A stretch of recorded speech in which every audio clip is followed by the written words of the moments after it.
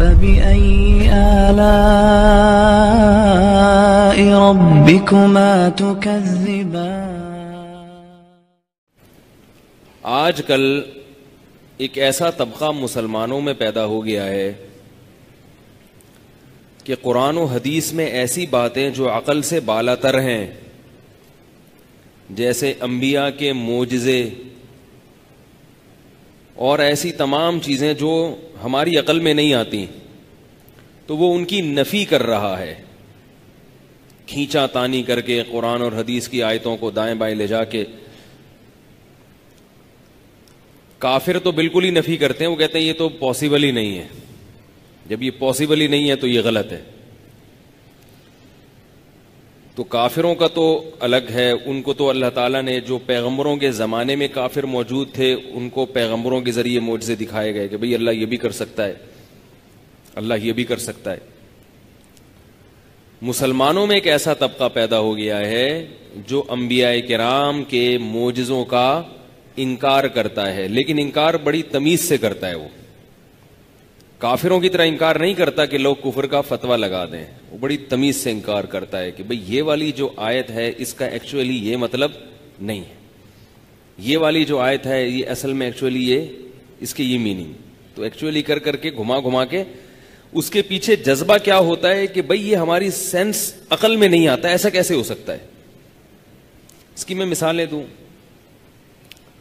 رسول اللہ صلی اللہ علیہ وسلم معراج پہ گئے، ہمارا عقیدہ ہے رات کے تھوڑے سے حصے میں اللہ نبی صلی اللہ علیہ وسلم کو بیت المقدس لے کر گئے ہیں۔ جتنے بھی انبیاء تھے آدم علیہ السلام سے لے کر حضرت عیسیٰ علیہ السلام تک، تمام انبیاء کو آپ نے وہاں نماز پڑھائی ہے۔ وہاں سے پھر آپ صلی اللہ علیہ وسلم 7ویں آسمان تک گئے اور اللہ کی وہ نشانیاں دیکھیں جو اللہ آپ صلی اللہ علیہ وسلم کو دکھانا چاہتے تھے۔ رات کے تھوڑے سے حصے میں یہ کام ہوا اور آپ واپس بھی تشریف لے آئے۔ اب لوگ کہتے ہیں یہ کیا ہے بھائی، یہ کہاں ہے؟ تو لہذا قرآن مجید کی آیتوں میں تعویلات۔ مقصد کیا ہوتا ہے؟ ان میں بعض لوگ ایسے ہوتے ہیں جن کی نیت اچھی ہوتی ہے، وہ کہتے ہیں اگر ہم ایسی باتیں غیر مسلموں کو بتائیں گے تو وہ اسلام کے قریب آنے کے بجائے دور ہو جائیں گے۔ تو بعض کی نیت اچھی ہے، کام اچھا نہیں ہے، نیت اچھی ہے کہ بھئی ان کو قریب کرنا، اور بعض کی نیت ہی اچھی نہیں ہوتی، ان کی نیت یہ ہوتی ہے کہ اسلام میں جو چیزیں ایک ایز اے عقیدہ مسلمانوں نے ان کو قبول کر لیا ہے ان چیزوں کی نفی کرنا تاکہ مسلمانوں میں توڑ پھوڑ ہو۔ اسی طرح قرآن و سنت نے ہمیں بتایا جنات کا وجود، جنات ہیں۔ سائنس کی سمجھ میں آتے ہیں جنات؟ نہیں آتے۔ بعض لوگوں نے جنات کا بھی انکار کیا۔ مسلمانوں میں ایسے فلاسفر موجود ہیں، ایسے پروفیسر لوگ بھی موجود ہیں جو جنات کا انکار کرتے ہیں، اور وہ کہتے ہیں قرآن میں جو جنات والی آیتیں ان کا یہ مطلب نہیں بلکہ کچھ بھی مطلب ہے، یہ نہیں ہے جو آپ سمجھ رہے جن چڑیل بھوت، یہ نہیں ہے۔ قرآن مجید میں فرشتوں کا تذکرہ ہے نا، کہ ایک اللہ نے ایک روشنی سے ایک مخلوق پیدا کی ہے، وہ مخلوق کیا کرتی ہے؟ اللہ کا پیغام اس کے بندوں تک لانا، اور بہت سارے کام ہیں ان کے ذمے جو اللہ نے لگائے ہوئے ہیں۔ بہت سے لوگوں نے فرشتوں کا انکار کیا، جن میں مسلمان بھی ہیں جو فرشتوں کا انکار کرتے، کہتے ہیں وہ فرشتوں کا اصل مطلب یہ ہے، جو قرآن میں جو فرشتہ ہے نا اس کا یہ مطلب۔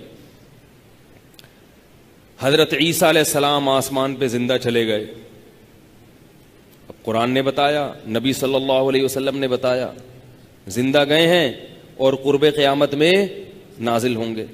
عقل ہی چاندی ہے ایگل ہے بھائی کہ ایک انسان آسمان پہ چلا جائے جہاں آکسیجن ہے، کیونکہ سائنسدان جب چاند پہ گئے تھے تو پہلے آکسیجن کا انتظام کیا، اور 1 ہفتے سے زیادہ مجھے جہاں تک معلومات ہیں وہاں ٹھہرے نہیں، 1 ہفتے میں واپس نکل آئے، کیونکہ اگر مزید ٹھہرتے تو پھر وہیں پر رہنا پڑتا، ان کی قبریں وہیں بنتی۔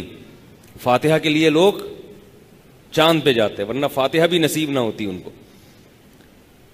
اور یہ عیسیٰ علیہ السلام ہزاروں سال سے کہاں ہیں؟ آسمان۔ تو لہذا انہوں نے کہا ایکچولی اصل میں وہ جو عیسیٰ علیہ السلام کے بارے میں جو اصل میں جو قرآن میں ہے نا وہ یہ نہیں ہے، وہ تو یوں ہے، وہ تو یوں ہے، وغیرہ وغیرہ کر کے کچھ بھی انہوں نے بنا دیا.